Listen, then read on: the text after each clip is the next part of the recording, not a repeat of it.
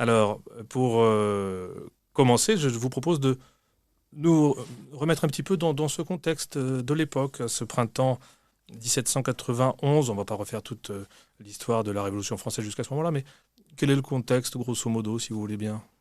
Donc, le contexte de la Révolution française, la monarchie constitutionnelle est mise en place. La France est encore un royaume, c'est encore une monarchie, mais c'est une monarchie limitée par l'Assemblée nationale, qui est à l'origine des États généraux, qui étaient transformés d'une manière illégale aux États généraux, et le roi a accepté à négocier avec cette Assemblée. Mais quelques mois passés, il a aperçu que les négociations ne servent à rien et donc il prend la décision de fuir. Pourquoi? Parce que les réformes qui sont mises en place par l'Assemblée nationale mettent à désordre dans le royaume. Il s'agit d'abord de la réforme municipale qui dérange beaucoup les libertés locales. Il s'agit de la constitution civile du clergé qui installe le schisme de l'Église. Et il s'agit bien sûr des émissions des assignats qui ruinent le commerce. Les Voilà. assignats, alors peut-être qu'on pourra en dire quelques mots. Et avant de revenir donc, sur ces différents aspects, je me pose la question du travail que vous avez dû mener en vous penchant, en voulant creuser cette question de l'épisode de Varennes. Donc c'est un travail d'archiviste, je pense, de documentaliste auquel vous vous êtes adonné. Comment ça s'est passé? Parce que dans tout travail historique, évidemment, se pose la question des sources et des archives. Comment ça s'est passé dans votre cas? Donc initialement, je faisais le travail sur le prince de Condé. Le prince de Condé qui est un prince de sang, un cousin de Louis XVI, qui émigre très tôt en juillet 1689, et il, accompagné de son frère, de son cousin, frère de Louis XVI, le comte d'Artois, il organise la résistance à la Révolution. Il faut savoir que dès le début, il était très opposé à la Révolution et il émigre à l'ordre du roi, encore en juillet 1789. Et donc voilà, j'ai commencé à faire les travaux sur le prince de Condé. J'ai aperçu que le prince, accompagné de frères du roi, ont élaboré un plan de la fuite encore en juillet 1790, 90, c'est-à-dire un an avant la réelle fuite du roi. Et j'ai aperçu que le plan n'était pas le même que le roi a suivi finalement. Et donc j'ai commencé à étudier plus approfondi pourquoi on raconte en fait deux plans au sein d'une même famille.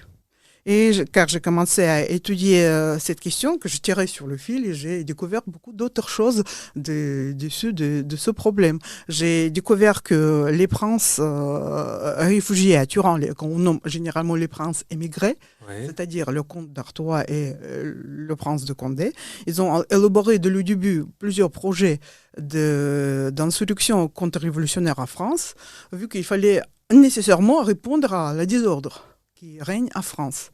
À cette époque, notamment dans le Midi, les désordres étaient provoqués par les Jacobins, qui étaient menés par Mirabeau, par le comte de Mirabeau. Et donc voilà, et les troupes étaient désordonnées, les officiers persécutés, les administrateurs locaux, ils étaient obligés de fuir la France. Et c'est les Jacobins qui, peu à peu, s'installent dans le royaume, surtout dans le Midi, en Franche-Comté, en Alsace et à Lyon. Voilà. Et à Lyon, Lyon lui-même est le théâtre des émeutes, à partir de février 1790, c'est-à-dire 6 mois après le début de la Révolution française. Oui. Voilà. Et le maire de Lyon, Imbert Calomès, c'est le premier maire de Lyon, est obligé de fuir à Grenoble. Jacques Humbert Colomès, Voilà. qui était premier échevin. Voilà, premier échevin, et donc il est devenu le premier maire de Lyon, et il est obligé de fuir à Grenoble parce qu'il fuit les émeutes, parce que sa vie même est en péril.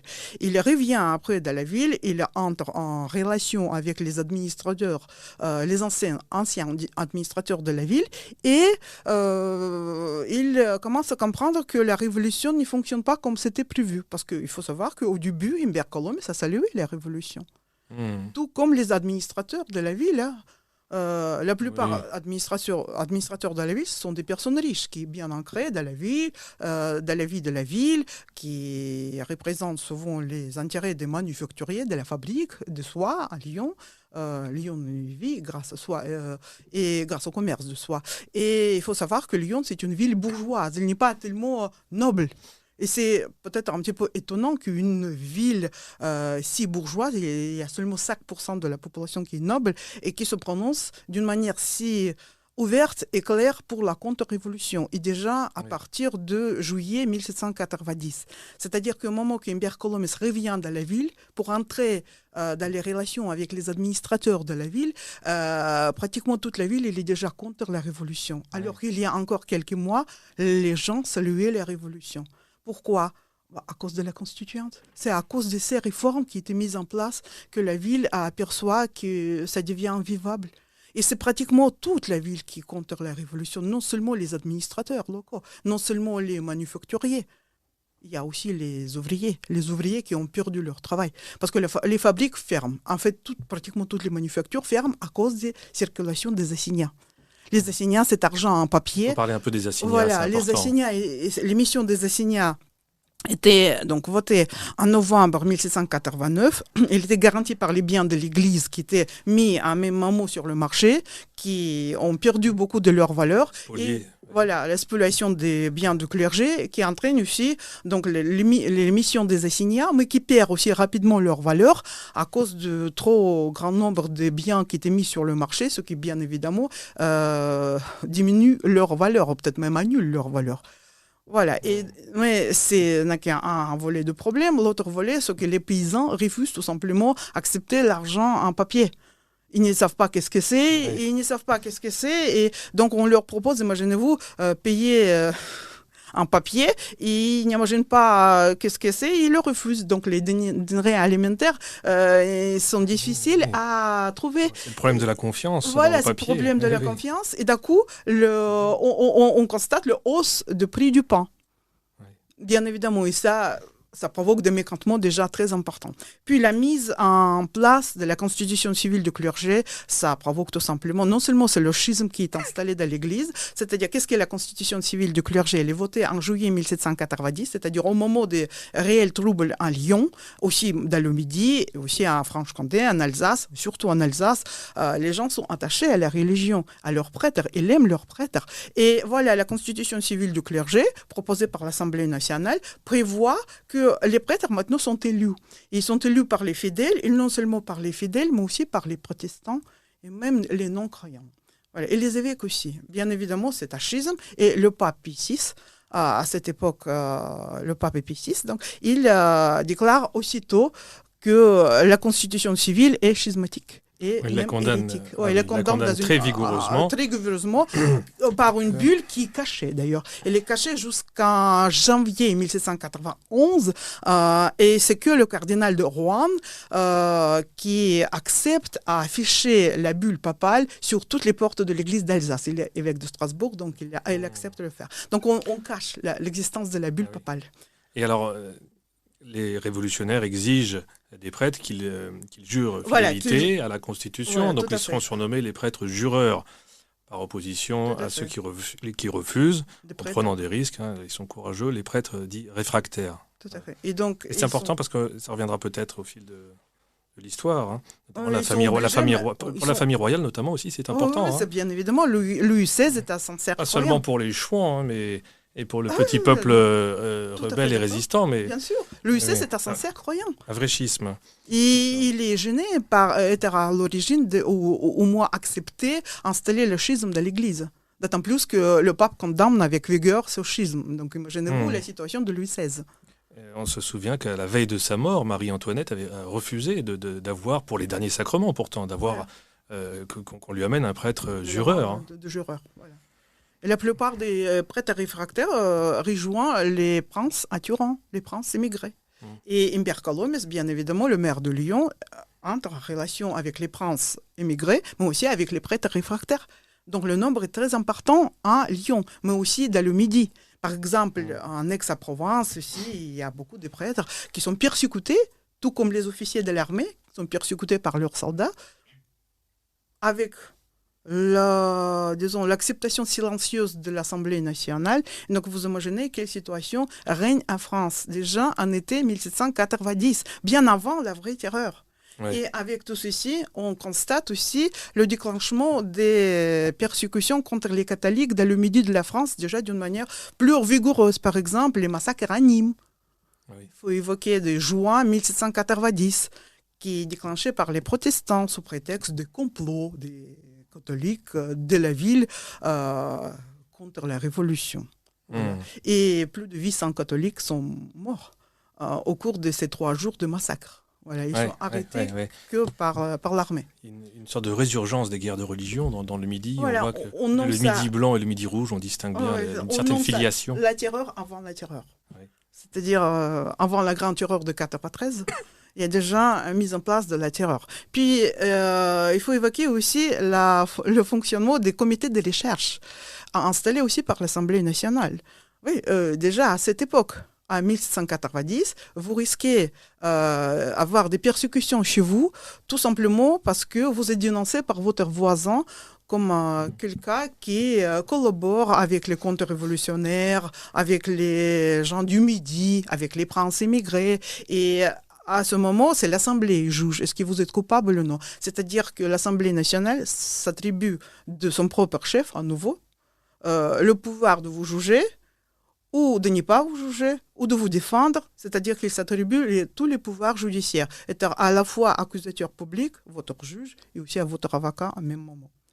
Donc, ce qui est inacceptable. Donc, imaginez-vous quelle situation vit la France. Et Louis XVI constate tous ces changements importants, tout comme les administrateurs locaux constatent aussi ces changements. Louis XVI, en juillet 1789, en acceptant les négociations avec l'Assemblée nationale, Louis XVI espérait à redresser la situation, tout simplement. C'est pour cette raison qu'il a accepté de venir à Paris, de négocier avec l'Assemblée nationale et donc n'y pas avoir recours à des moyens plus violents, comme par exemple l'emploi des troupes. Il pouvait à cette époque encore employer les troupes et arrêter les révoltes qui étaient surtout violentes à Paris. Voilà, parce que les provinces étaient beaucoup plus calmes. Hein. C'est surtout à Paris. Paris, à cette époque, c'est le foyer de la Révolution. L'esprit révolutionnaire est très fort, surtout à Paris, dans les troupes qui sont stationnées à Paris, notamment dans les gardes françaises. Voilà, qui étaient fort probablement achetées par l'argent du duc d'Orléans. Voilà. Selon les témoignages de l'époque.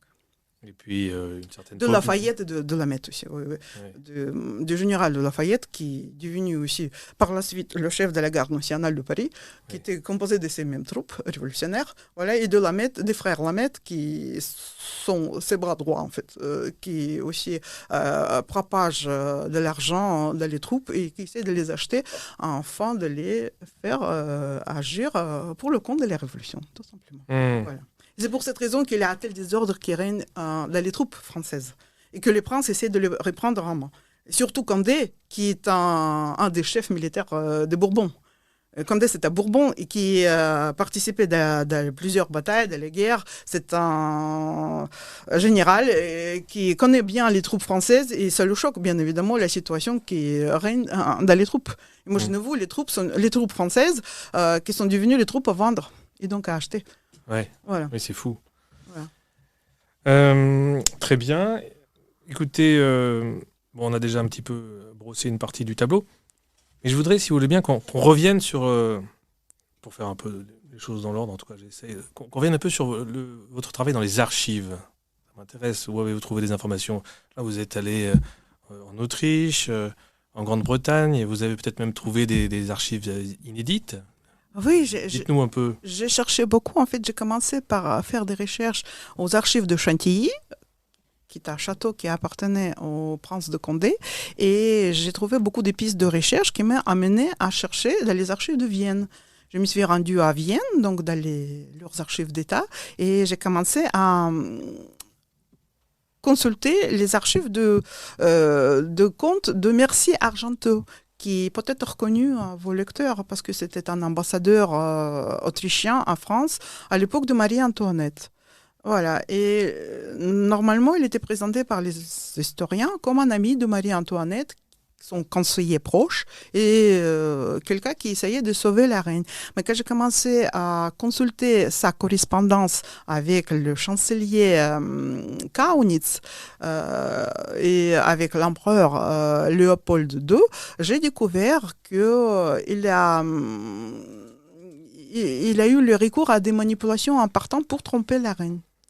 Pour tromper la reine et pour l'attirer, soit de le forcer à travailler pour le compte de l'Autriche, tout simplement, pour le compte du Saint-Empire, sinon de l'attirer dans le piège, où il serait obligé, d'une manière ou de l'autre, d'agir pour le compte du Saint-Empire, dans les intérêts de l'Autriche, en fait. Bon, mais c'est capital, effectivement. Oui. Voilà. Et tout ceci à son insu, voilà, ce qui est encore plus grave. Ouais. Bon, très bien. Donc des recherches à travers l'Europe. Voilà, donc j'ai consulté d'abord les archives de Vienne. Il faut savoir que les archives de Vienne sont très riches. Et il y a des milliers et des milliers de cartons. Et correspondance de comte de Mercier à Argenteau est très importante. Il faut passer des jours pour l'étudier et pour établir vraiment une sorte de schéma cohérent et déduire une logique cohérente qui systématiquement aboutit à des mêmes conclusions. Le comte de Mercier cherchait à tromper Marie-Antoinette et de l'instrumentaliser. Et il aussi instrumentalisait les constitutionnels français avec lesquels, en fait, de facto, il maintenait des relations. Oui. Voilà. Florimond de Mercy-Argenteau. Voilà. Pas très connu, mais il a eu un rôle important. Voilà. Et après, donc, les pistes de recherche m'ont amené à Londres, bien évidemment, pour chercher aussi dans les correspondances de l'ex-contrôleur général Alexander Calonne, ministre des Finances de Louis XVI, avant la Révolution. Calonne. Voilà. Et principal opposant de Necker. Voilà, et donc il faut savoir que ce ministre d'État passe du côté de la contre-révolution et il entre en correspondance avec le comte d'Artois, qu'il aime, qui le nomme même son propre conseiller, et il maintient aussi la correspondance avec le prince de Condé. Voilà. Et donc, dans la correspondance de Calonne, j'ai trouvé aussi beaucoup de documents qui traitent de la fuite à Varennes.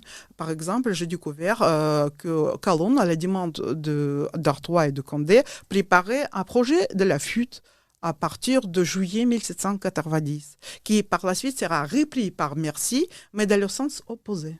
Voilà. Ah oui. Voilà. Donc, ce qui très intéressant. Ce qui a abouti à la découverte de 2 projets de la fuite. Voilà. Oui. C'est à Londres que je trouvais en fait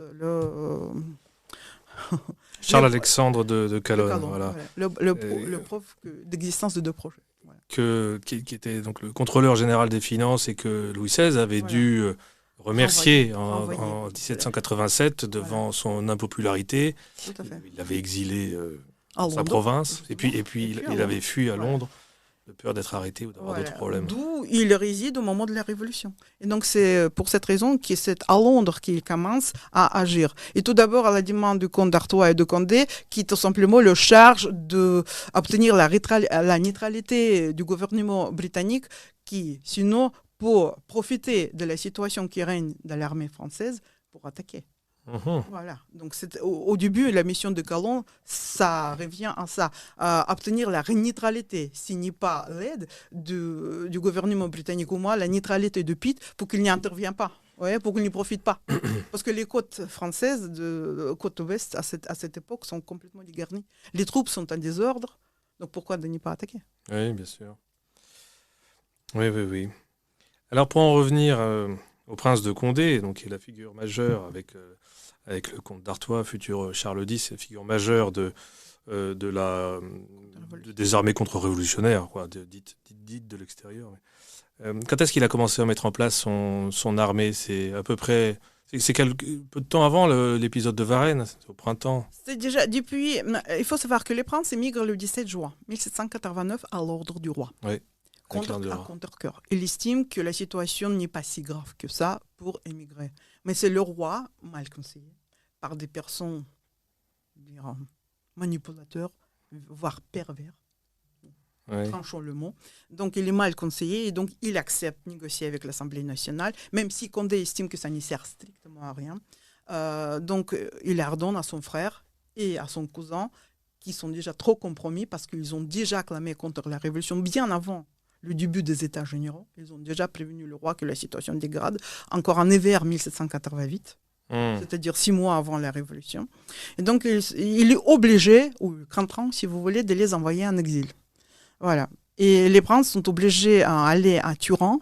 Ce n'est pas une ville trop importante, vous voyez, pour faire vraiment la contre-révolution.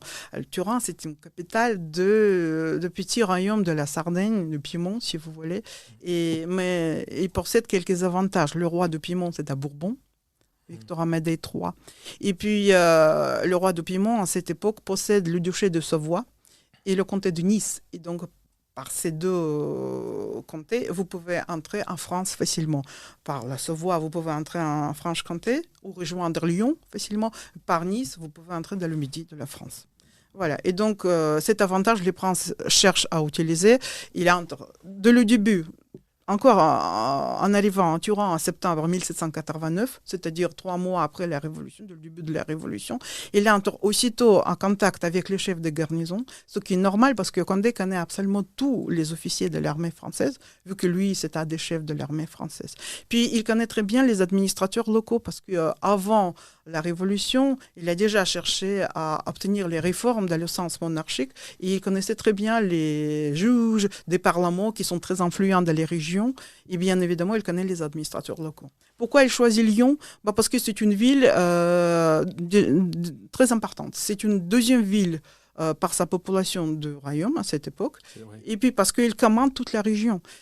Si vous voulez agir en Franche-Comté, Lyon va commander toutes les opérations. Si vous voulez agir en Provence ou à Languedoc, il vaut mieux obtenir la collaboration des Lyonnais. Et y compris aussi, si vous voulez agir en Auvergne, par exemple. Vous voyez l'importance de Lyon.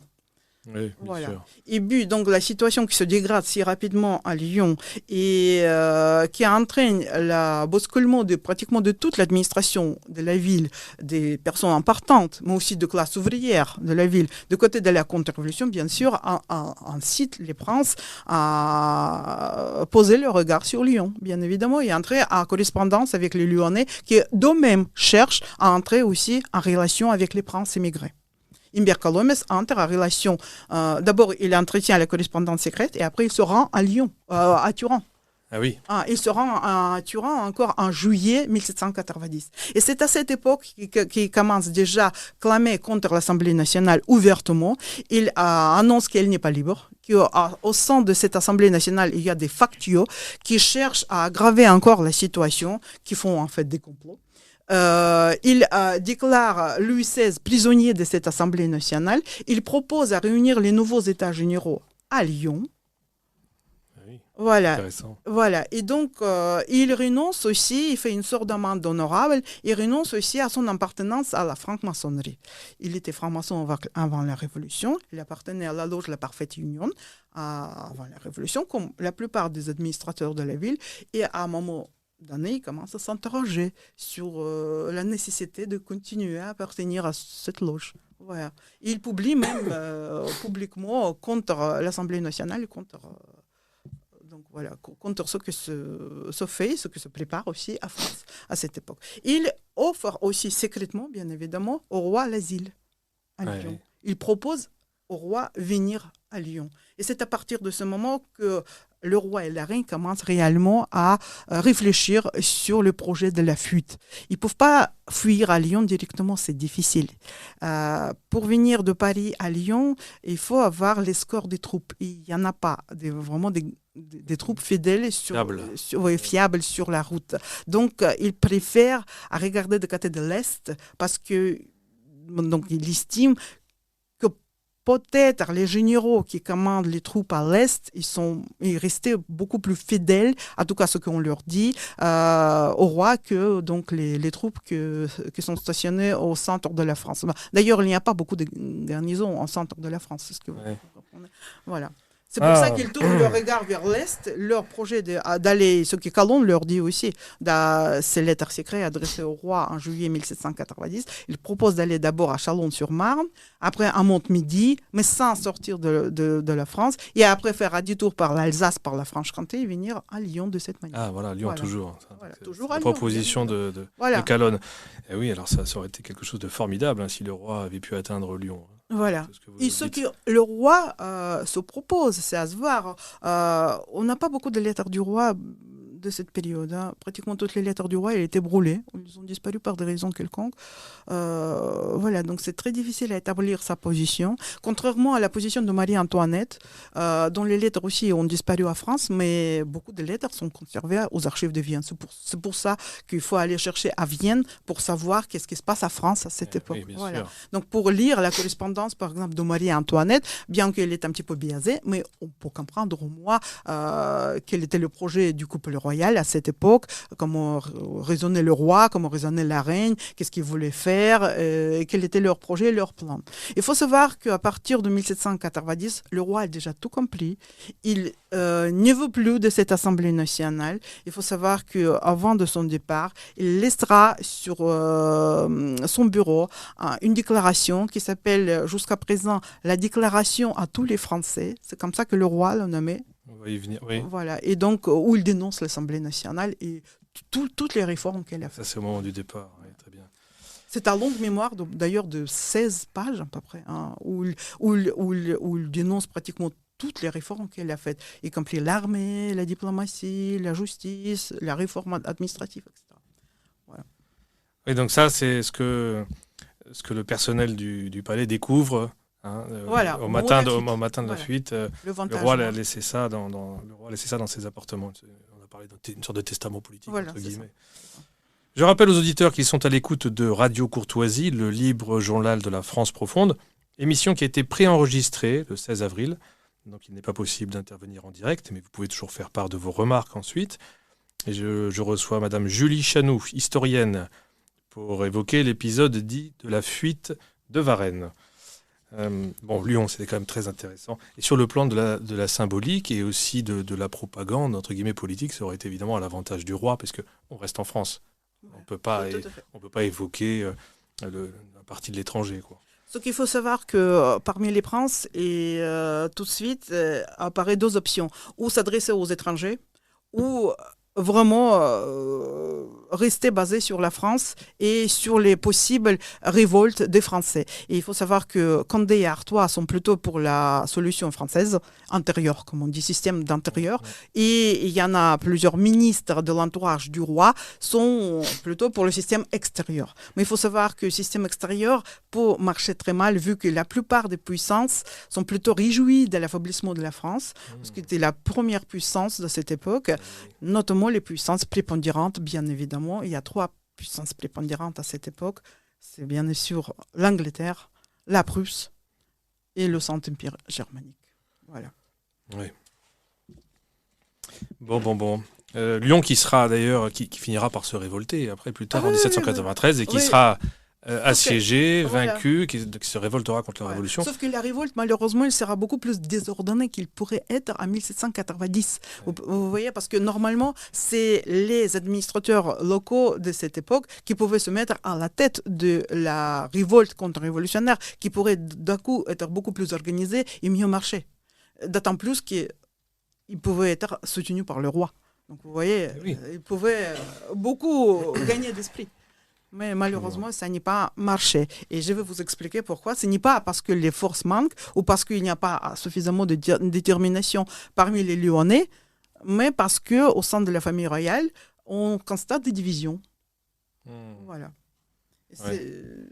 C'est à ce moment commencent des problèmes. Et généralement, avec la contre-révolution, tous les problèmes de la contre-révolution, des projets avortés, etc., ils s'expliquent non parce qu'il manque des moyens ou parce qu'il n'y a pas de détermination de la part des Français, parce qu'il y a une intrigue, systématiquement. Une intrigue soit des étrangers, soit de certains ministres qui veulent, par des raisons quelconques, souvent par l'ambition, se mettre à la tête de projets sans en avoir les moyens. Oui, je vois. Bon, alors... Rapprochons-nous maintenant de l'épisode de Varennes. Qu'est-ce qui a décidé le roi donc, à franchir le pas? D'abord, quelle était sa situation? Est-ce qu'il était prisonnier? Y a-t-il eu des événements qui ont fait évoluer son opinion? Bien évidemment. Donc, le roi, au début, réside à Versailles, comme vous savez, jusqu'à octobre 1789. Mais après les événements de 5-6 octobre 1789, où on constate beaucoup de désordres à Versailles, où la reine faillit être tuée. Le roi et la reine... Lafayette, pardon, et où Lafayette joue un rôle crucial. Il trahit le roi en quelque sorte. Le général Morphée, comme on le nomme, parce qu'il arrive avec la garde nationale à Versailles, normalement chargé de protéger le couple royal. Et qu'est-ce qu'il fait? Il dort. On découvre qu'il dort dans les antichambres. C'est pour cette raison qu'à partir de ce moment, on commence à le nommer général Morphée. Voilà. D'accord. Voilà. Et il contraint ensuite le roi de partir à Paris. Voilà. Et donc là, c'est là où il se retourne, entre guillemets, quoi, quasiment officiellement contre le roi. Voilà, c'est ça. En tout cas, jusqu'à un certain point, mais c'est... Avec tout ceci... peu fiable, hein, de formation peu fiable. Voilà, il faut savoir que Lafayette, c'est un homme suffisamment habile, assez rusé et hypocrite, très hypocrite, tout comme ses collaborateurs proches, comme les frères Lameth. Alexandre, Théodore et Charles de Lameth. Très fameux Lafayette, mais c'est pas brillant, je veux dire, moralement. Quoi. Oui, c'est une personne difficile, avec laquelle les relations sont difficiles, notamment de la part de Marie-Antoinette, qui le déteste. Elle n'a pas oublié son rôle pendant les événements de 6 octobre à Versailles. Et à partir de ce moment, elle déteste Lafayette et elle sait qu'il n'y pourra pas survivre avec cet homme. D'autant plus qu'à partir de leur installation aux Tuileries, au palais des Tuileries, c'est un vieux palais abandonné depuis des années et des années. On installe le couple royal de force. Voilà, Lafayette les surveille d'une manière très stricte. Et Marie-Antoinette se plaint même dans ses lettres à son frère, l'empereur, que Lafayette vient à chaque moment pour la menacer. Imaginez-vous de quelle situation elle vit. Et le roi lui-même, il est menacé systématiquement par la garde nationale, qui les garde normalement, normalement, il est chargé de les garder. Des émeutes, etc. De le protéger, et non pas de le garder comme un prisonnier. Voilà. Mais le roi n'a pas droit de sortir du palais, il est systématiquement surveillé, systématiquement il est outragé. C'est-à-dire qu'à n'importe quel moment, dans le palais, pour entrer les gens de la populace, et l'insulter, ce qu'il vit à plusieurs reprises. En février 1690, déjà, on essaie de l'insulter et de tuer la reine, systématiquement. Donc, ils vivent sous une menace systématique. Donc, leur vie est en danger, pratiquement. Ce qui les force à réfléchir de plus en plus du projet de la fuite.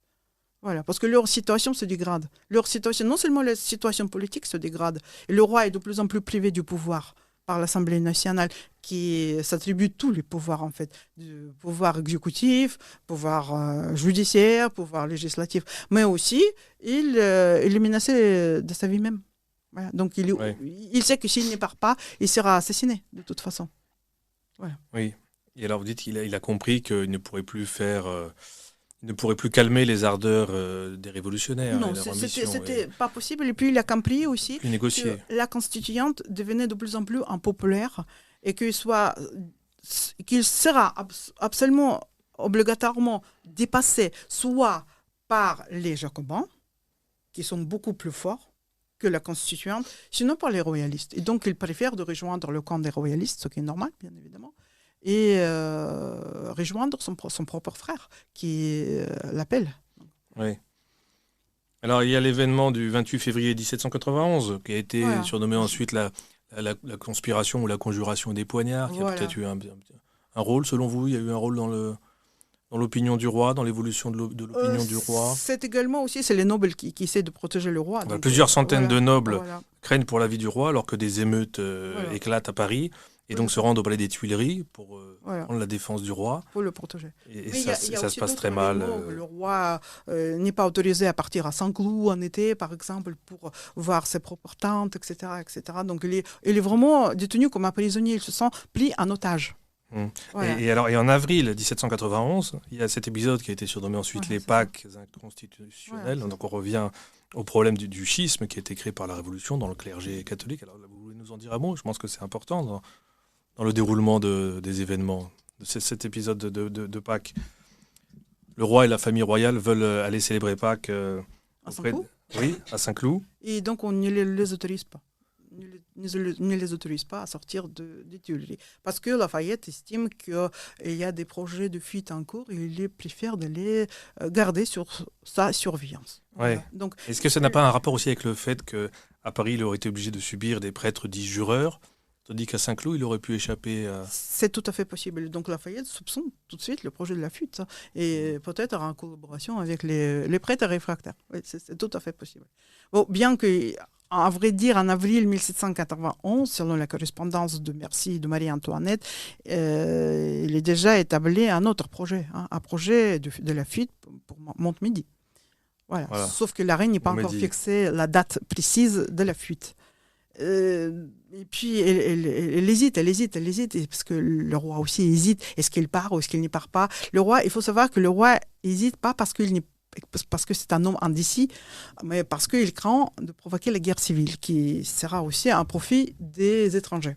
Il a toujours eu, il a toujours redouté de faire couler le sang français.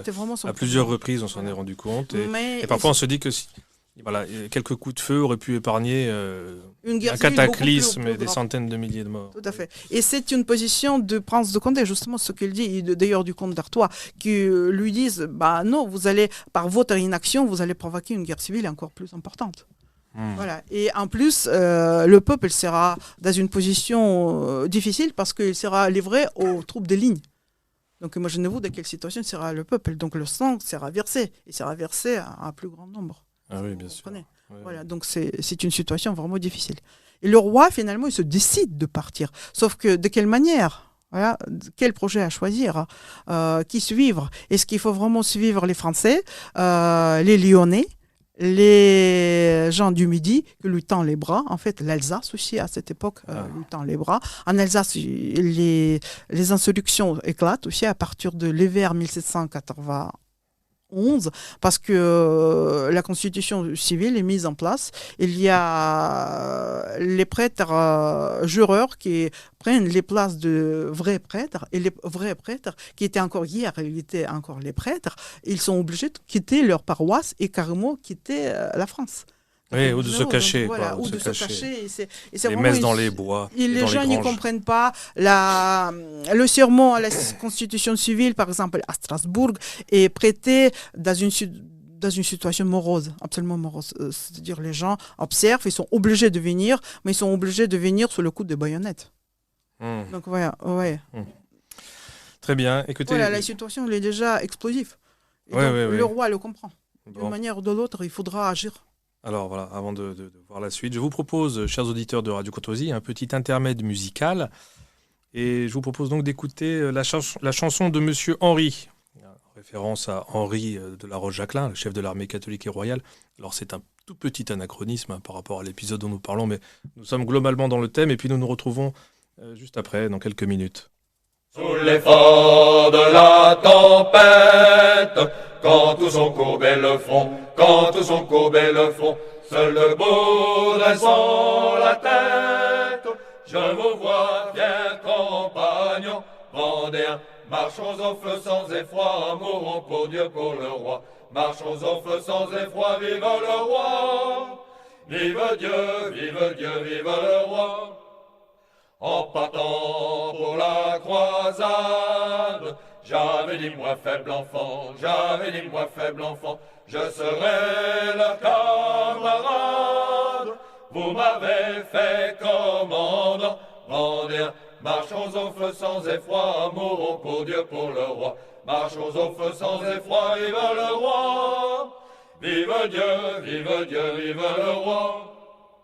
S'il était là mon vieux père, lui saurez-vous commander, lui saurez-vous commander, le ciel m'enverra, j'espère, son ombre pour me guider. Vendéens, marchons au feu sans effroi, mourons pour Dieu, pour le roi.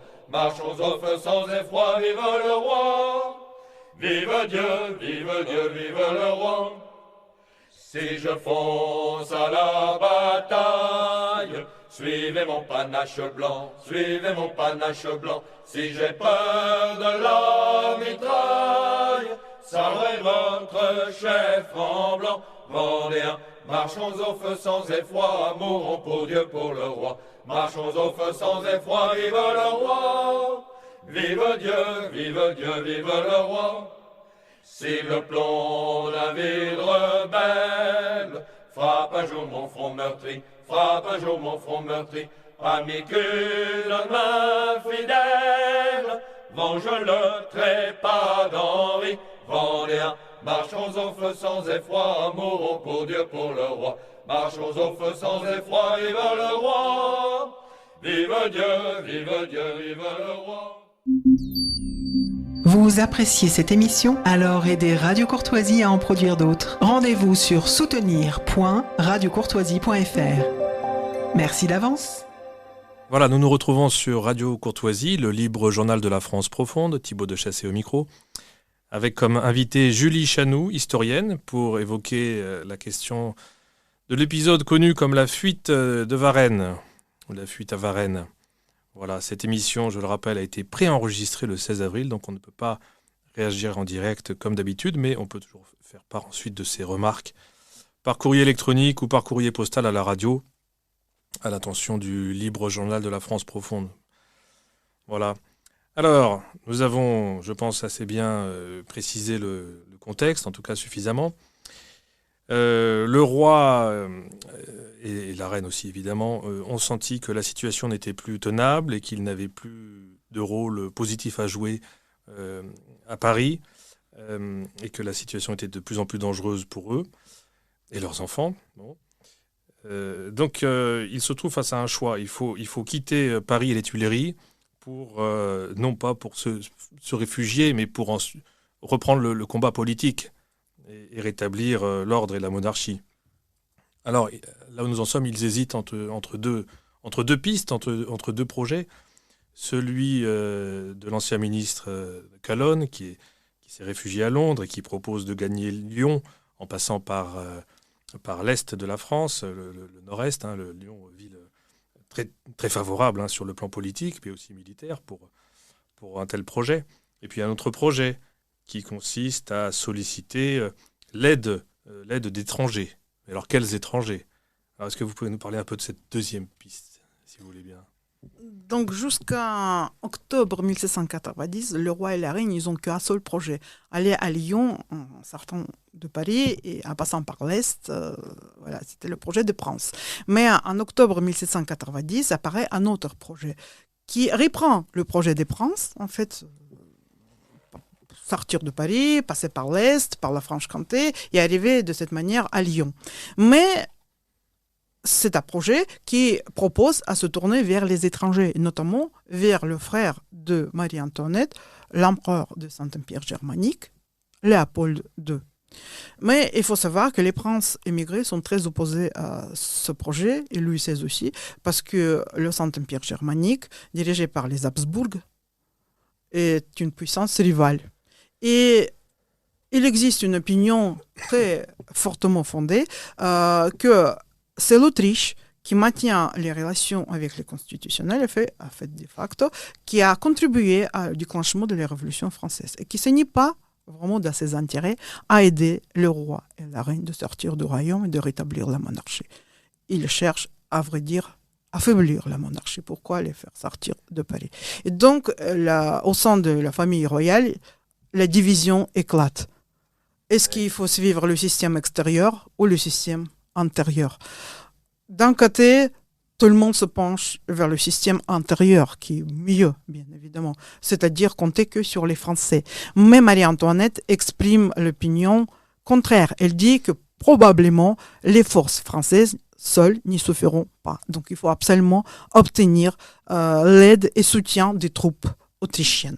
Bien évidemment, Marie-Antoinette, elle reste suffisamment confiante envers son frère. Il faut savoir qu'elle ne connaît pas du tout que les projets de son frère est d'affaiblir la France. Elle ne sait pas les relations, il ne connaîtra jamais elle ne découvrira les relations entre Mercy, son ami, qu'elle croit son ami, et les constitutionnels, notamment avec Lafayette et les frères Lameth, qu'elle déteste.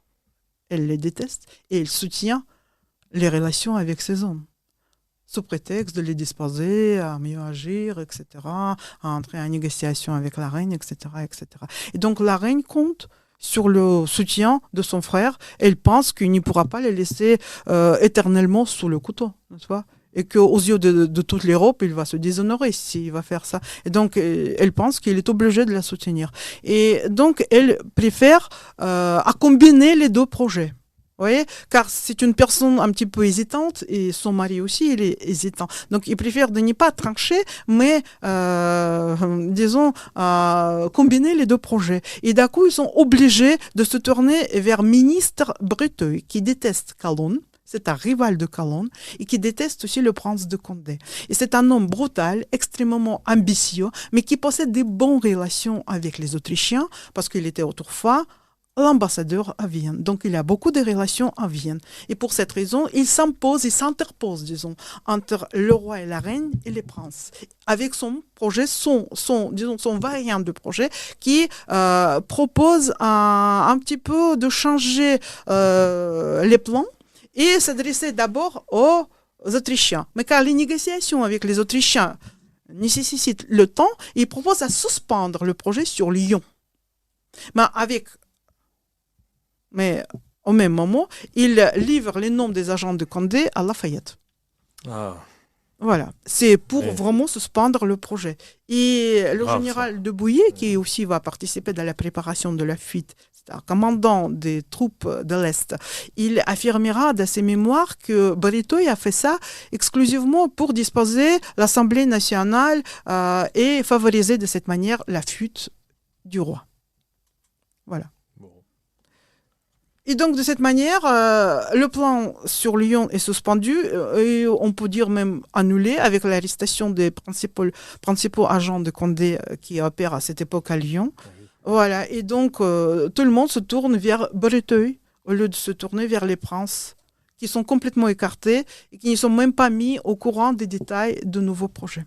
Ah oui, donc là, c'est vraiment Voilà. un tournant crucial. C'est un tournant crucial. Et à cette époque, Condé propose carrément agir sans le roi et la reine, agir à Lyon, entraîner de cette manière les Lyonnais dans la révolte contre-révolutionnaire, parce que de toute façon, il n'y a pas d'autre choix, et de cette manière entraîner le roi et la reine dans la fuite vers Lyon. Et de ne pas suivre le projet de Breteuil, parce que dès le début, il soupçonne un piège. Tout simplement, vu les personnes qui sont chargées de préparation de ce projet, de ce nouveau projet. Notamment, merci à Argenteau, qu'il connaît très bien, qui autrefois a soutenu Necker, voilà, et qui trompait déjà de nombreuses fois la reine, encore avant la Révolution, qui d'ailleurs à l'origine de son impopularité, parce qu'elle forçait systématiquement à agir Marie-Antoinette en faveur des Autrichiens. Voilà. Et Merci Argenteau. merci Ouais. Argenteau, voilà. Et donc c'est à nouveau, il s'interpose comme ça entre le roi et les princes, c'est un étranger qui poursuit plutôt les intérêts de l'Autriche, et il lui annonce qu'il voudrait bien surcharger des négociations avec l'empereur pour obtenir les secours en troupes et en argent aussi, voilà, pour vraiment procurer le succès de la fuite. Et la reine Marie-Antoinette, car on lui propose un projet combiné, donc le soutien des étrangers et aussi l'action des Français, elle préfère ce projet et elle décide son mari à suivre ce projet. Et donc d'un coup, le projet sur Lyon est abandonné, le prince de Condé est obligé à partir en Alsace, qui est à ce moment au proie vraiment des révoltes contre-révolutionnaires désordonnées. Marie-Antoinette suit le projet de Breteuil. Voilà. Mais encore, ça traîne beaucoup, parce que le projet est arrêté en octobre 1990. Ouais. Et ils vont attendre 10 mois pour se décider vraiment à fuir. Tout simplement parce que la position des Autrichiens n'est pas tout à fait claire. Est-ce qu'ils vont leur vraiment fournir les troupes ou non? Voilà. Oui. Et d'ailleurs, on ne sait pas, jusqu'à présent, on ne sait pas vraiment pourquoi ils traînent autant. Est-ce qu'il y a encore des problèmes avec le général de Bouillé, qui est chargé de commandement des troupes de l'Est, notamment à Lorraine, et donc le rôle est clé. C'est le rôle clé qu'il doit jouer, parce que c'est lui qui doit vraiment procurer les scores du roi, qui doit protéger sa sortie, sa retraite, disons, de Paris. Et s'il n'est pas bien disposé, il n'est pas suffisamment favorable au projet, donc le roi ne peut pas fuir. Oui, Voilà. le général de Bouillé, qui Voilà. commande des hussards. Voilà. C'est ça. Qui commande pratiquement toutes les troupes de l'Est. Bon. Très bien. Alors ensuite, les choses sont obligées d'avancer. Voilà. Que se passe-t-il ? Donc, on arrive en juin 1791, et finalement, le roi, sous l'impact d'autres événements, est obligé à se décider à fuir. Et finalement, il choisit le mois propice pour la fuite, le 20 juin 1791, pour finalement de sortir des Tuileries. On peut aussi se poser de questions pourquoi ils choisissent ce jour-là. Et pourquoi est-ce le moins propice alors? Pourquoi c'est moins propice? Oui. Parce que fin juin, les nuits sont les Voilà. plus courtes de l'année, Oui. n'est-ce pas? Et donc les fugitifs ne peuvent pas bénéficier de l'obscurité qui normalement doit leur être favorable.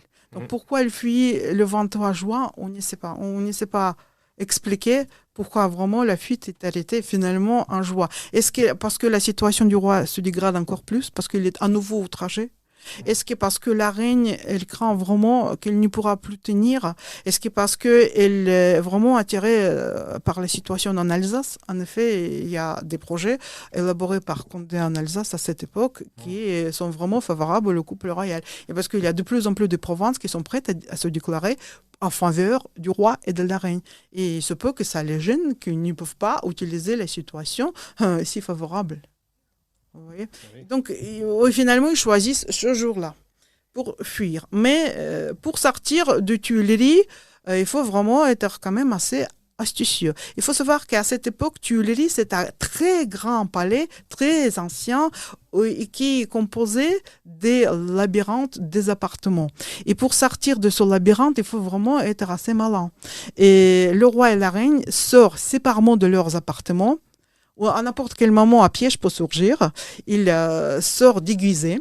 Le roi est déguisé en valet de chambre, la reine aussi. Et donc, ils sortent chacun à leur tour. La sœur du roi, Madame Elisabeth, aussi quitte ses appartements. Et finalement, les fugitifs se rencontrent à la place de Petit Carrousel où Fersen les attend. Ah, le comte de Fersen, Voilà. qui va jouer un rôle important. Mais qu'est-ce qu'il fait Voilà. là d'ailleurs? Pourquoi est-ce que c'est lui qui les attend là? Ben, il faut donc savoir que le comte de Fersen, c'est quelqu'un qui était chargé par le baron de Breteuil, qui le connaît depuis longtemps, c'est lui qui l'a présenté à la reine. Et voilà, on peut le considérer comme un homme de Breteuil. Voilà. Ah, d'accord. Et donc, c'est lui qui était chargé de maintenir les communications avec le baron de Breteuil, d'un côté qui réside à Soleure, en Suisse, et avec le comte de Mercy qui réside à Bruxelles. Donc ni l'un ni l'autre ne peuvent pas venir en France, alors que Fersen est beaucoup plus libre, et il fait systématiquement des voyages entre les Tuileries, Bruxelles et Soleure. Voilà. Et c'est lui qui maintient en fait les relations avec Marie-Antoinette et le roi. Et c'est lui qui écrit les lettres chiffrées, les lettres écrites en l'encre blanche, etc. C'est lui qui fait tous les préparatifs. Et c'est lui qui loue la fameuse berline, le carrosse, qui va amener le roi et la reine vers Varennes. D'accord. Voilà. Bon, Fersen, qui est très proche de la reine, hein, on le sait maintenant, et depuis quelques années, il y a des lettres qui ont été trouvées et décryptées. Il y a une sorte de passion amoureuse entre les deux. On ne sait pas jusqu'où c'est allé, mais en tout cas, une grande proximité. Je ne sais pas, est-ce que ça... Je dis ça pour savoir, est-ce que selon vous, ça a un rôle dans le déroulement des événements et dans la place qu'il vient occuper là, dans ce projet? Je pense que oui, de la part de la reine, en tout cas, la reine lui fait confiance, ça c'est sûr. Et c'est lui qui a joué un rôle dans l'acceptation du projet de Breteuil. C'est lui qui a présenté le projet de Breteuil. Le douteux Breteuil, comme on l'a vu. Voilà. Ouais. Et donc, parce qu'on a jugé apparemment que la reine lui fera confiance, tout simplement. Parce que la reine ne fait pas oui. tellement confiance à Breteuil. Bon, il le connaît. Il sait qu'il était plutôt respecté et estimé à la cour de Vienne. Donc, c'est une raison de plus pour s'intéresser à Breteuil. Mais la reine n'aime pas tellement Breteuil parce qu'il est réputé au caractère brutal et ambitieux. Alors que Fersen, son cher Fersen, comment il peut le refuser? C'est quand même plus difficile à refuser à Fersen, Oui, n'est-ce donc pas? il aurait été Voilà. placé là peut-être à dessein. Oui, À dessein peut-être un petit peu peut-être. manipulatoire. Oui. On ne sait pas. En tout cas, c'est lui qui loue la fameuse berline. Mais il faut bien savoir aussi que Fersen n'est pas si pur qu'on le présente généralement. Généralement, on le présente comme un chevalier fidèle de la reine. Il faut savoir que, selon le biographe de Fersen, c'est quelqu'un c'est un homme ambitieux qui entretient des maîtresses.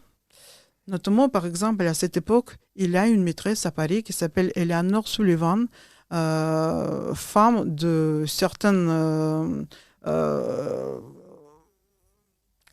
Crawford, qui est un riche écossais et qui est lié avec le gouvernement britannique, mais aussi avec le comte de Mercy. Donc voilà. Et c'est lui, normalement, qui prête 300 000 livres en argent pour louer la fameuse berline. Et c'est dans la cour de l'hôtel de Crawford que le berline est stationné pendant quelques jours. Ah. Et il faut savoir que, par exemple, la nuit du 18 juin, Fersen passe chez Eleanor. Alors que Crawford, à cette époque, est absent. Après, il revient à Paris, le 19 juin. Et à cette époque, Eleanor, qui a un entretien à Fersen, il peut lui raconter tous les projets de la fuite. Et par la suite, il part à Londres. Puis il revient à nouveau. On peut vraiment établir tous ces déplacements.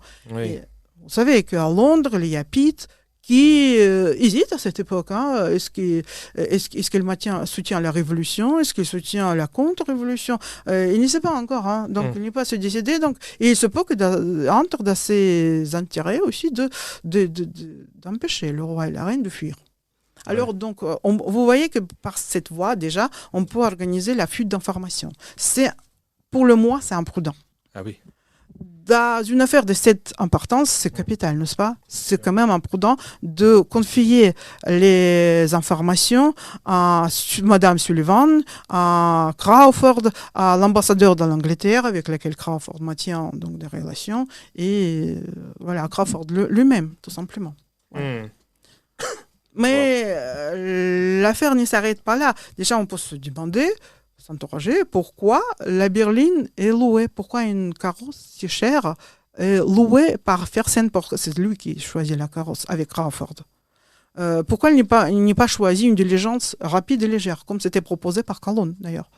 Calonne insistait beaucoup dans ses lettres au roi qu'il faut une diligence légère et rapide, une voiture en fait, très rapide qui les amènera rapidement vers les frontières, n'est-ce pas? Est-ce que ce n'est pas parce que le roi voulait partir avec sa famille, groupée, plus, je ne sais plus, des gouvernantes ou des nourrices, enfin ça changerait rien. Un noyau important. Une diligence rapide et légère ne pourrait pas empêcher au roi de rester en présence de sa famille. Et en plus, on ne sait pas quelle était vraiment la volonté du roi. Est-ce que le roi vraiment voulait rester collé à sa famille, ou c'est plutôt Marie-Antoinette qui voulait coller au roi parce qu'il était impopulaire et il a eu peur que si il est arrêté, il sera assassiné.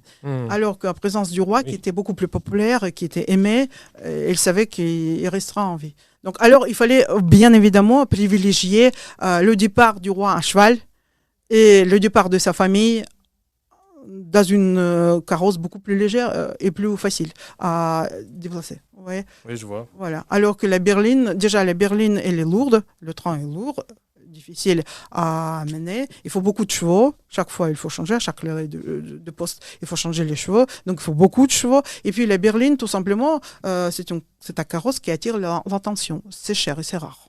Ah oui. Voilà. On justifie ce choix par la présence des étrangers dans la carrosse. Parce qu'il faut savoir que la gouvernante des enfants de France, Madame de Tourzel, est habillée à une baronne allemande.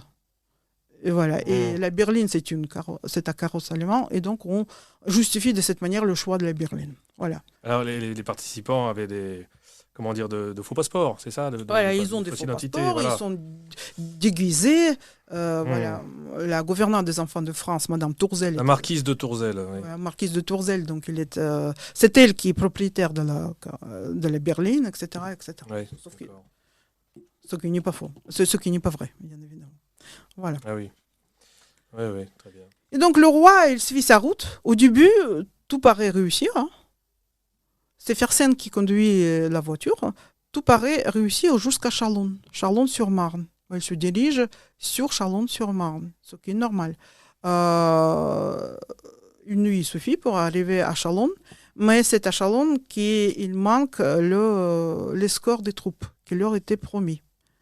Bon, ce n'est pas très grave. L'escorte n'est pas là, c'était celle qui devait être fournie par le général de Bouillé. Voilà, le général détachement des dragons, en fait, qui doit être fourni par un général de Bouillé, qui doit être commandé par le comte de Choiseul et par le comte de Damas. Ce sont des personnes plutôt fidèles, comme je pense qu'ils n'ont pas fait exprès.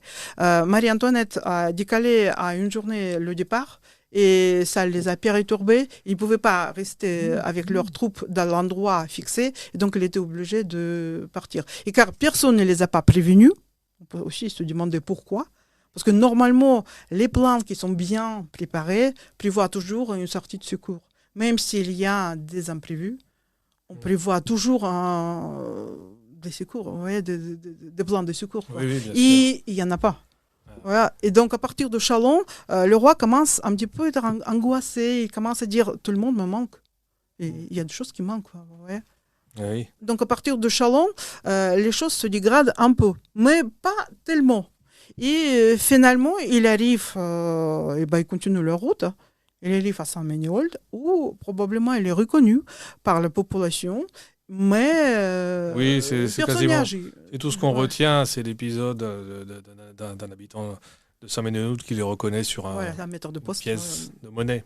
Voilà, mais ça aussi, on peut s'interroger ce que c'est vrai ou non. Bon, Oui. généralement, on a proposé cette version de fait, quoi. Mais il se peut que c'était proposé par Lafayette exprès pour attirer les chercheurs sur une fausse piste, tout simplement. Voilà. Oui, Voilà. d'accord. Voilà. Et donc, le roi est finalement arrêté à Varennes. Oui. Pourquoi ?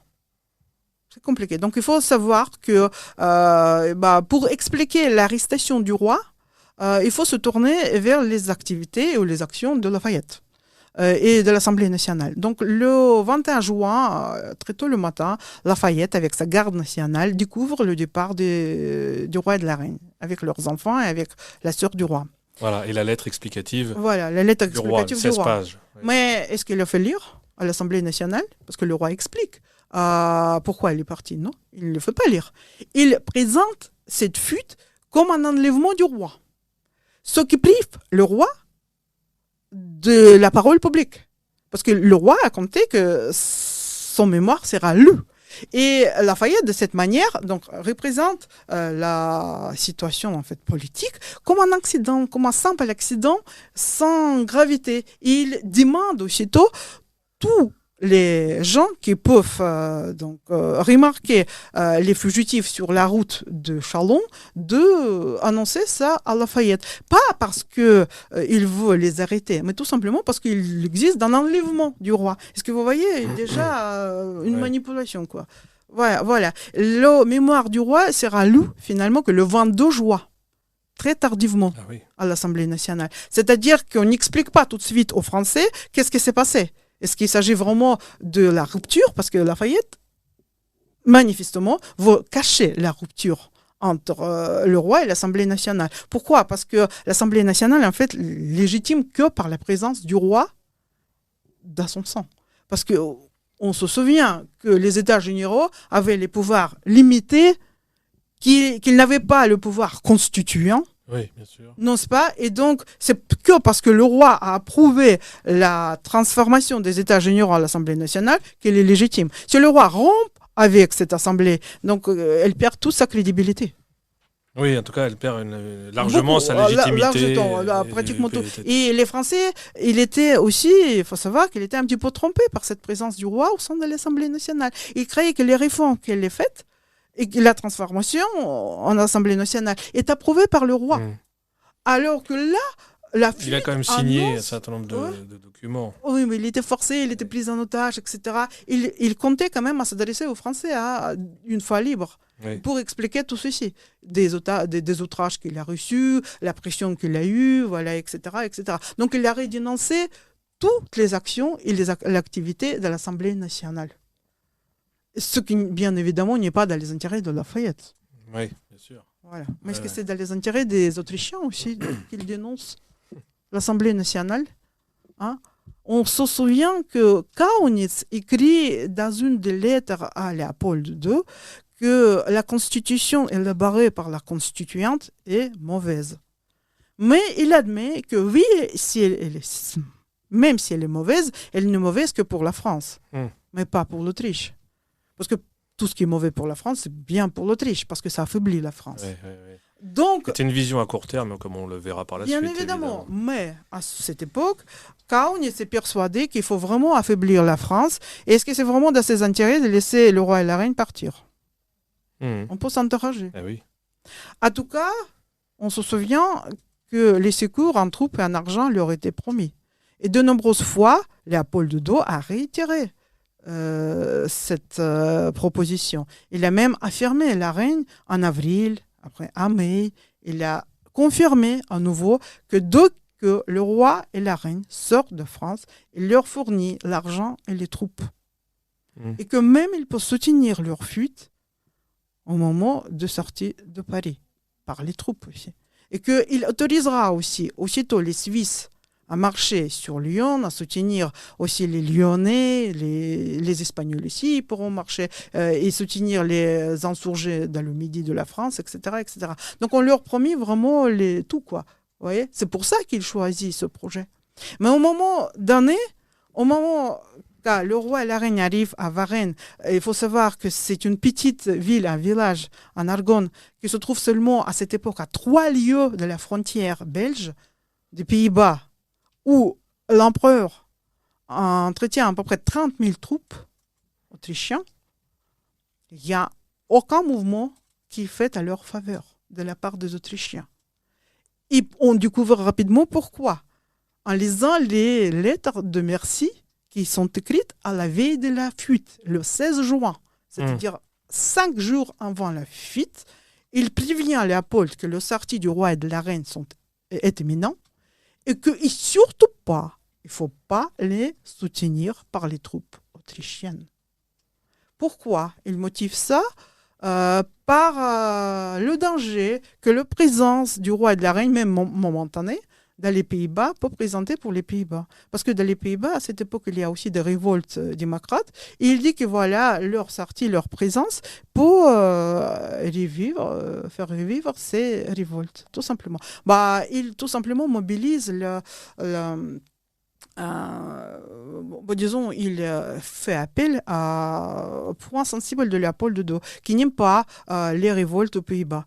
Et il motive tout ceci par cette nécessité d'écarter les révoltes aux Pays-Bas et donc laisser le roi et la reine dans les mains de leurs joailliers, tout simplement.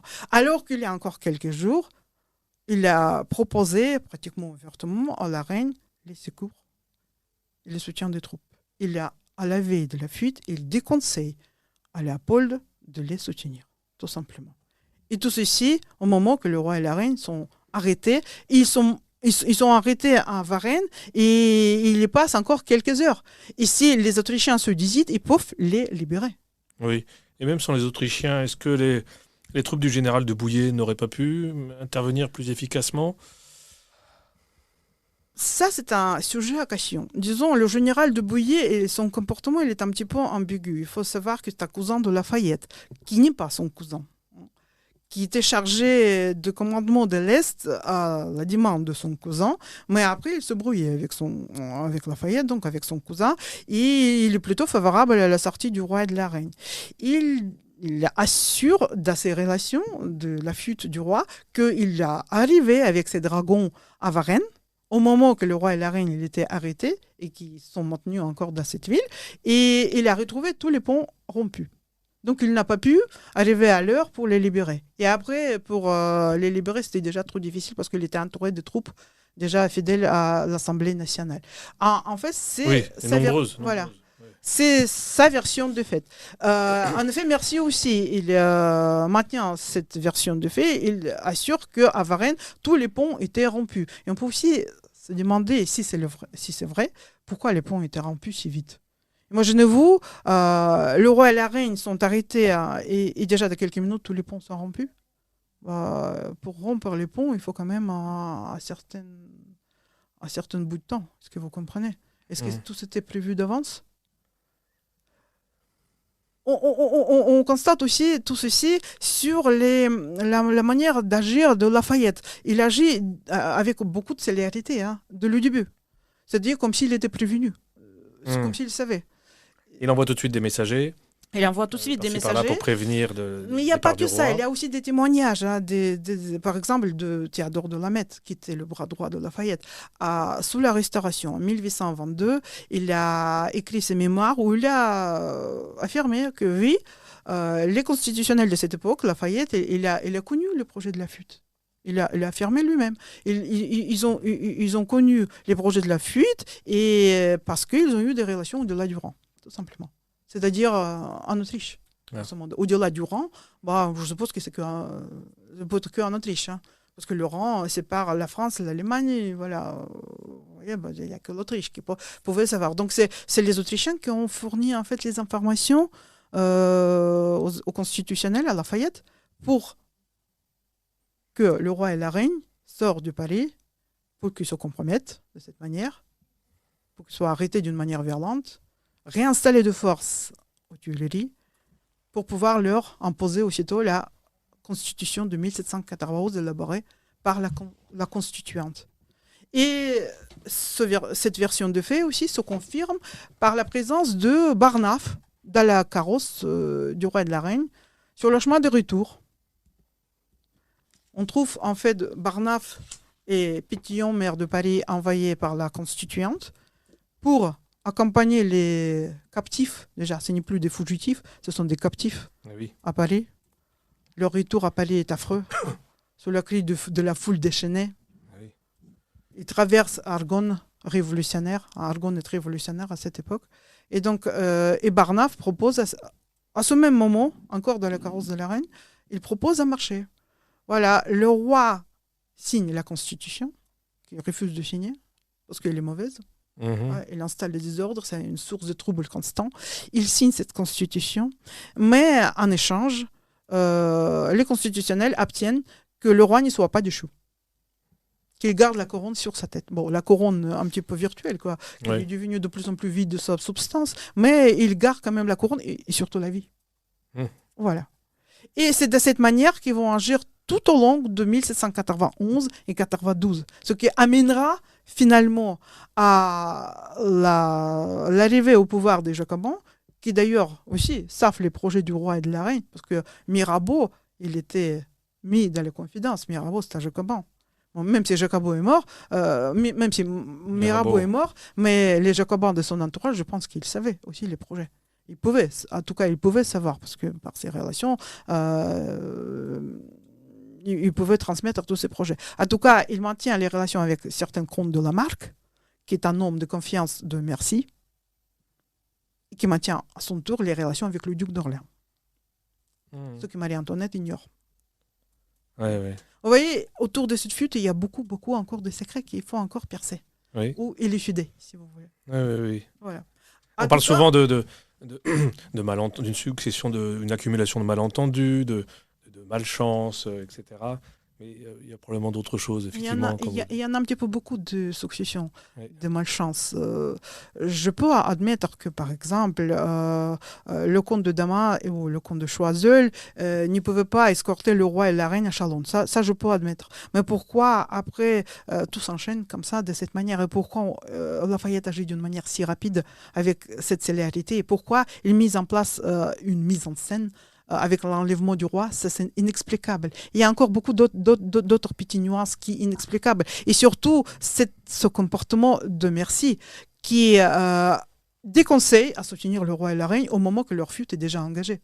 Imaginez-vous. Alors qu'il sait bien que si les Autrichiens ne soutiennent pas, c'est-à-dire qu'ils sont livrés carrément au mal des révolutionnaires. Et tout ceci au moment que le comte d'Artois, qui découvre enfin le projet de la fuite que son frère a fui, il arrive à Bruxelles et il réclame une déclaration de la part de l'Autriche qui aurait réclamé une libération pure et simple du roi et de la reine. Et voilà, Mercy lui refuse une telle déclaration. Il lui dit non, il faut un concert de toutes les puissances d'abord, alors qu'il sait que le concert de toutes les puissances en faveur du roi et de la reine est difficile à établir. L'Angleterre, il se positionne à cette époque, il se positionne plutôt sur la situation neutre. Quoi. Il préfère de garder la neutralité. L'Espagne aussi.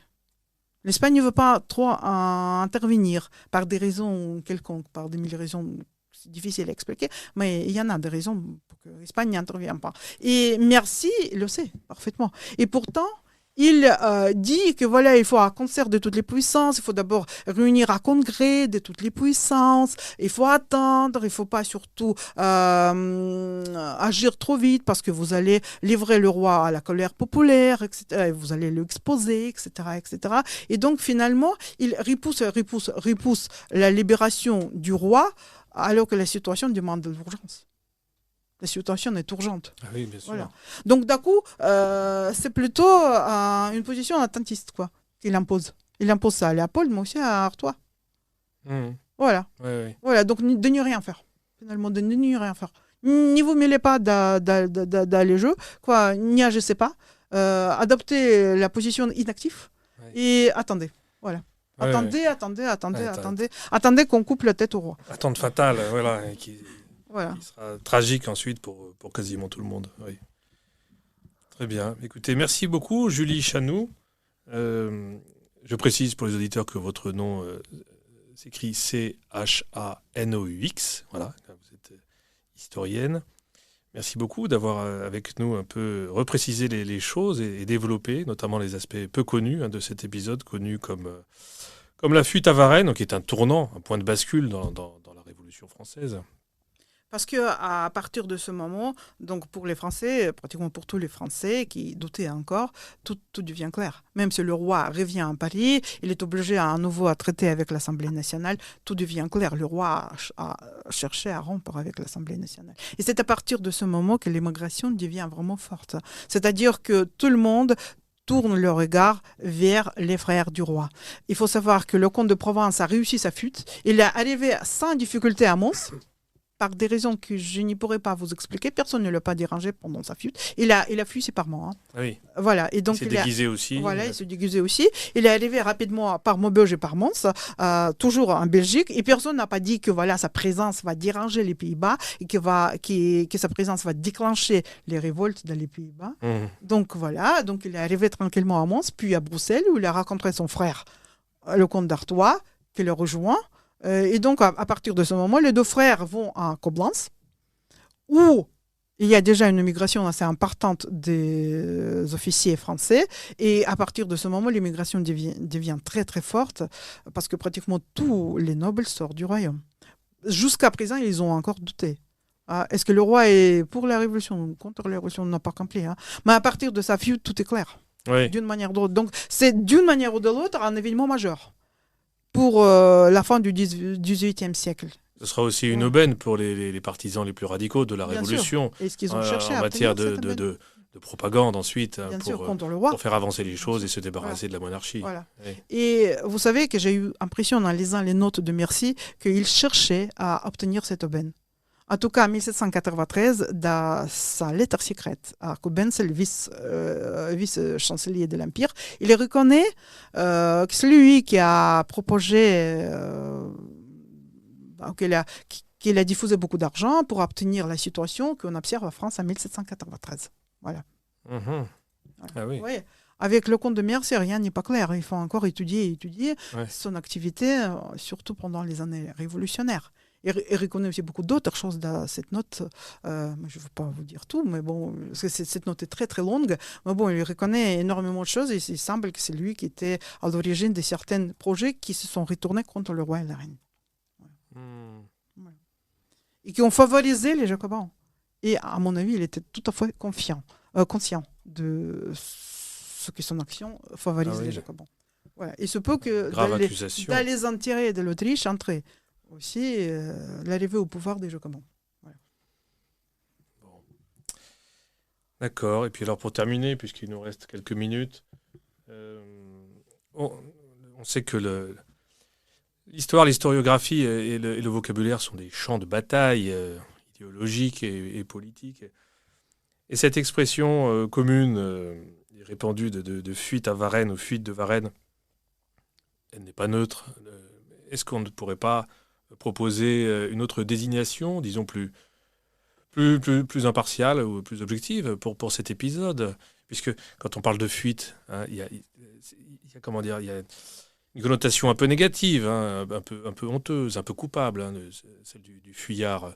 Le roi lui-même parlait de son voyage à Montmédy qui était l'objectif hein, qui n'a pas pu être atteint.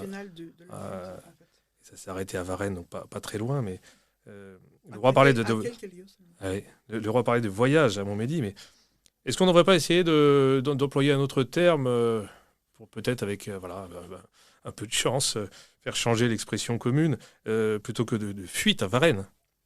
Est-ce qu'il n'est pas plus raisonnable, plus judicieux et plus vrai tout simplement de parler d'évasion ou d'échappée ou d'expédition à Montmédy? On peut en C'était une évasion. parler d'une sortie. Généralement, je raconte le mot sortie, tout simplement. C'est-à-dire qu'il sort de Paris, tout simplement, qu'il ne quitte pas Paris, il sort parce que ils ont envie de sortir, tout simplement, parce que le roi a droit de sortir, en fait, et de revenir, n'est-ce pas? Oui, ça fait un peu penser à une promenade. Voilà, c'est ça. Ça fait penser à une promenade, en fait, un petit peu sous contrainte, quoi. Mais bon, c'est une promenade. Mais en Cancan, il ne parle pas de la fuite. De la fuite, on parle beaucoup plus tard. On commence à parler beaucoup. C'est parce qu'il y a un enjeu, c'est un terme chargé. Il y a des enjeux derrière. Voilà, c'est le vocabulaire révolutionnaire, grosso modo. Parler de fuite. Voilà, c'est ça. Je pense qu'il faudrait proposer autre chose. Voilà, je laisse ça à l'appréciation des auditeurs et à leurs suggestions. Voilà, mais écoutez, nous allons nous quitter tranquillement. Est-ce que c'était très intéressant hein. Merci beaucoup. Je pense que les auditeurs seront de mon avis. Merci à vous. Merci d'avoir invité. Il faudra trouver peut-être un moyen de mettre tout ça par écrit un jour. Hein. Voilà. À ce moment, je suis en train donc, de soutenir ma thèse. C'est un petit peu difficile parce qu'il s'agit de la Sorbonne, donc il faut que la Sorbonne accepte tout ce que j'avance. J'avance encore beaucoup d'autres choses. J'ai décrit encore les projets des princes en Alsace, au midi de la France, etc. Et puis, bien au-delà, qu'est-ce qu'ils font après en 92, 1793? Parce qu'il faut savoir qu'après l'échec de la campagne de 1792, c'est le prince de Condé qui reste vraiment seul aux affaires. Oui. Les princes frères du roi sont écartés à cause de l'échec de cette campagne. Pourquoi? Parce qu'ils ont compté trop sur les étrangers. Et tout ceci malgré les avertissements de Condé. Seul Condé qui a appris vraiment les distances vis-à-vis de la politique de ces princes. Il reste à la tête d'un groupe d'immigrés, de quelques milliers d'immigrés, 5000 immigrés, donc qui restent autour de lui, qui forment la future armée du Rhin. Il va encore élaborer beaucoup de projets, y compris à la faveur de la Vendée. Voilà. Mais ça sera un petit peu plus tard, en 1793, 1794. Voilà. Bon, très bien. Écoutez, voilà peut-être une occasion de vous réinviter à ce micro. Voilà, en tout cas, merci beaucoup Julie Chanou d'être venue.